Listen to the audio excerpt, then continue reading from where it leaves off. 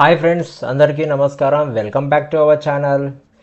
Punjab and Sindhu bank నుంచి ఒక భారీ నోటిఫికేషన్ వచ్చేసిందండి. మొత్తంగా 1000 పోస్టులకు సంబంధించినటువంటి ఈ నోటిఫికేషన్ విడుదల చేశారు. మన తెలంగాణ అండ్ ఆంధ్రప్రదేశ్ వారు కూడా ఈ పొజిషన్స్కి అప్లై చేసుకోవచ్చు. ఇవన్నీ కూడా సెంట్రల్ గవర్నమెంట్ పర్మనెంట్ జాబ్స్ అండి. 80,000కు పైగా కూడా శాలరీ అనేది మనకు వస్తుంది. అప్లికేషన్కి అర్హత కావాల్సింది డిగ్రీ అర్హత ఉన్న వారందరూ కూడా అప్లై చేసుకోవచ్చు. డైరెక్ట్గా ఇంటర్వ్యూ అనేది ఉంటుంది. సిబిటి టెస్ట్ అనేది కూడా కండక్ట్ చేస్తారు వారు. ఇక వీడియోలో మీకు ఇవన్నీ డీటెయిల్స్ తీసుకొచ్చాను. ఎవరు అప్లై చేసుకోవచ్చు, ఎలా అప్లై చేసుకోవచ్చు అనే డీటెయిల్స్ అన్నీ కూడా వివరిస్తాను. కాబట్టి ఎక్కడ కూడా వీడియోని స్కిప్ చేయకుండా లాస్ట్ వరకు చూడండి. ఎవరైతే నా ఫస్ట్ టైం నా ఛానల్ని విజిట్ చేస్తారో ఇప్పటివరకు సబ్స్క్రైబ్ చేసుకోలేదు, ప్లీజ్ సబ్స్క్రైబ్ చేసుకోండి. అండ్ ఈ వీడియోకి ఒక లైక్ చేయండి, సో దట్ అది ఎంకరేజింగ్గా ఉంటుంది నాకు మరిన్ని జాబ్ అప్డేట్స్ సంబంధించిన వీడియోస్ అన్నీ కూడా మీకోసం తీసుకురావడానికి. అండ్ కామెంట్ సెక్షన్లో కామెంట్ చేయండి ఎవరైతే అప్లై చేస్తున్నారో. ముందుగా నోటిఫికేషన్ యొక్క హైలైట్స్ చూసుకుంటే ఎవరు అప్లై చేయొచ్చు అని చూస్తే డిగ్రీ పాస్ అయిన వారు ప్లస్ కొంచెం బ్యాంకింగ్ అనుభవం ఉన్న వారందరూ కూడా ఈ పొజిషన్స్కి అప్లై చేసుకోవచ్చు. జీతం ఎంత ఉంటుందంటే నెలకు దాదాపుగా 80,000కు పైగా కూడా మనకు వస్తుందని చెప్తున్నారు. సెలక్షన్ ఎలా ఉంటుందంటే ఆన్లైన్ ఎగ్జామ్ మరియు ఇంటర్వ్యూ ద్వారా కండక్ట్ చేస్తారు. ఎక్కడ పోస్టింగ్ ఉంటుందంటే సొంత రాష్ట్రంలోనే పోస్టింగ్ అనేది ఉంటుంది. సంస్థ వివరాలు చూసుకుంటే Punjab and Sindh bank department వచ్చేసి హ్యూమన్ రిసోర్సెస్ డెవలప్మెంట్ డిపార్ట్మెంట్ నుంచి ఈ నోటిఫికేషన్ వాళ్ళు విడుదల చేశారు. జాబ్ టైప్ వచ్చేసి సెంట్రల్ గవర్నమెంట్ జాబ్స్ అండి. ఇవి భారత ప్రభుత్వ రంగ సంస్థకు సంబంధించినటువంటి బ్యాంక్ అండి. ఇవన్నీ కూడా పర్మనెంట్ జాబ్స్ అండి. మొత్తం ఖాళీలు 1000 ఖాళీల వరకు వారు నోటిఫికేషన్ విడుదల చేశారు. లోకల్ బ్యాంక్ ఆఫీసర్ అనే డెసిగ్నేషన్స్ తోటి ఈ పొజిషన్స్ అనేది వారు నోటిఫికేషన్ విడుదల చేశారు. తెలంగాణలో 30 ఖాళీలు ఉన్నాయి. తెలుగు భాష చదవడం రాయడం తప్పనిసరిగా వచ్చి ఉండాలి. ఏపీ అభ్యర్థులు కూడా ఈ పోస్టుకి అప్లై చేసుకోవచ్చు. జీతం వివరాలు చూసుకుంటే లోకల్ బ్యాంక్ ఆఫీసర్ వచ్చేసి JMGS1 కింద క్యాడర్ కింద డిజిగ్నేటెడ్ అయి ఉంటారు. బేసిక్ పే వచ్చేసి 48,480 నుంచి 85,920 వరకు బేసిక్ పే అనేది ఇస్తున్నారు. దాంతోపాటు DA, HRA, CCA, మెడికల్కి సంబంధించినటువంటి అన్నీ కూడా అలవెన్సెస్ కూడా ఉంటాయి. మొత్తం కలుపుకుంటే నెలకు సుమారుగా 80,000 వరకు జీతం వస్తుందని వాళ్ళు నోటిఫికేషన్లో మెన్షన్ చేశారు. ఇక విద్యా అర్హతలు కావాల్సిన ఎడ్యుకేషన్ క్వాలిఫికేషన్ చూసుకుంటే degree, graduation in any discipline చేసిన వారు ఈ పొజిషన్స్కి అప్లై చేసుకోవచ్చు. ఏదైనా గుర్తింపు పొందిన యూనివర్సిటీ నుండి BA, BCom, BSc, బీటెక్ మొదలైన క్వాలిఫికేషన్స్ ఉన్నవారు పూర్తి చేసి ఉండాలి. వారందరూ కూడా అప్లై చేసుకోవచ్చు. కట్ ఆఫ్ డేట్ వచ్చేసి 28 ఏప్రిల్ 2026 నాటికి రిజల్ట్ వచ్చి ఉండాలని చెప్పేసి చెప్తున్నారు. ఇక ఏజ్ క్వాలిఫికేషన్ అనేది చూసుకుంటే ఏజ్ లిమిట్ చూసుకుంటే కనీస వయసు వచ్చేసి మినిమం ఏజ్ 20 years అండి. మ్యాక్సిమం ఏజ్ వచ్చేసి 30 years ఉండాలి. ఇక దాంతోపాటు as per rules of government regulations ప్రకారంగా ఏజ్ రిలాక్సేషన్ అనేది కూడా ఇస్తున్నారు. SC, ST అభ్యర్థులకు వచ్చేసి 5 years అండ్ OBC వారికి 3 years అండ్ PWBD వారికి 10 years ఉంటుంది.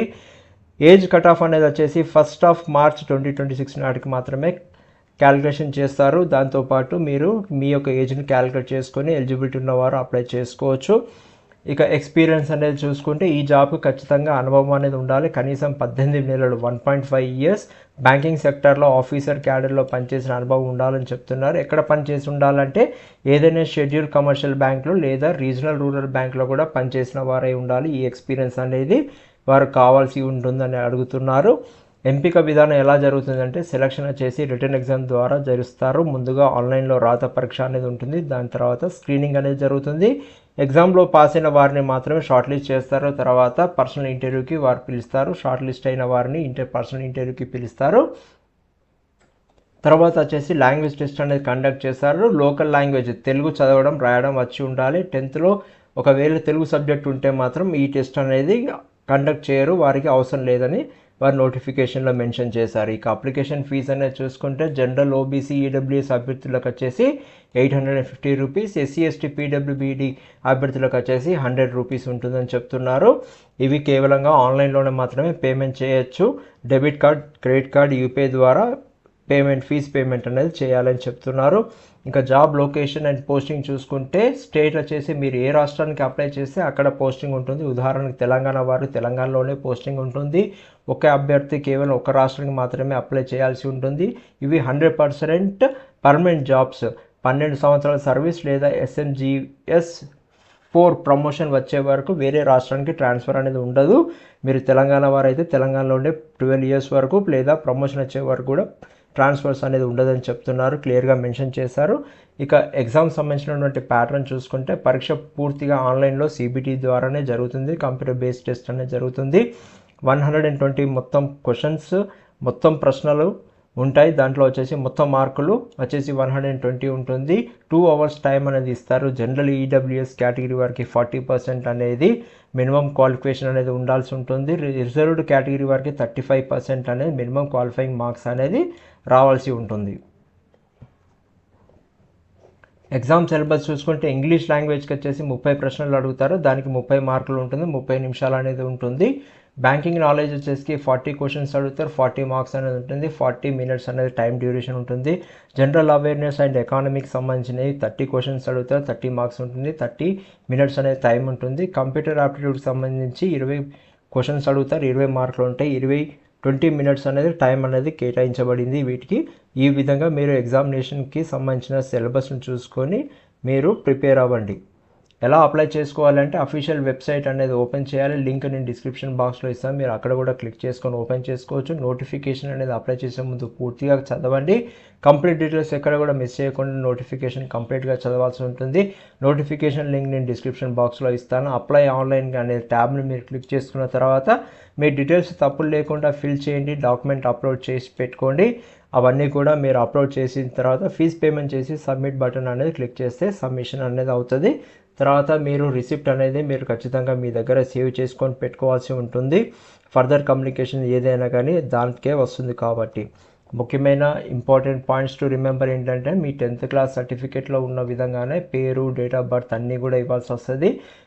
అదే 10th క్లాస్లోనే కన్సిడర్ చేస్తారు. అన్నిటికి కూడా సిగ్నేచర్ సంతకం క్యాపిటల్ లెటర్స్లో పెట్టకూడదు. మీ సంతకం ఏదైతే ఉందో దాని ప్రకారంగానే ఇవ్వాల్సి ఉంటుంది. సిబిల్ స్కోర్ కనీసం 650 లేదా అంతకంటే ఎక్కువగా ఉండాల్సి ఉంటుందని చెప్తున్నారు. సిబిల్ స్కోర్లో లాస్ట్ డేట్ ముందుగానే అప్లై చేయండి. సర్వర్ బిజీ అయ్యే ఉండే ఛాన్సెస్ ఉంటాయి కాబట్టి ముందుగానే లాస్ట్ డేట్ వరకు వెయిట్ చేయకుండా అప్లై చేసుకోండి ఎలిజిబిలిటీ క్యాండిడేట్స్ ఎవరైతే ఉన్నారో. ఇక లాస్ట్ డేట్ అప్లై వచ్చేసి 20 April 2026 వరకు ఉంది డేట్. కానీ మీరు ముందుగానే ఎలిజిబిలిటీ ఉన్న వారందరూ కూడా ముందుగానే అప్లై చేసుకోండి. మరిన్ని జెన్యూన్ జాబ్ అప్డేట్స్ కోసం వెంటనే మా ఛానల్ని సబ్స్క్రైబ్ చేసుకోండి. ఈ వీడియో కనుక మీకు నచ్చినట్టయితే ఖచ్చితంగా మీ ఫ్రెండ్స్ అండ్ ఫ్యామిలీ మెంబర్స్తో షేర్ చేయండి. మీకు తెలిసిన వారు ఎవరైనా ఎలిజిబిలిటీ ఉంది అనుకున్న వారికి కూడా షేర్ చేయండి.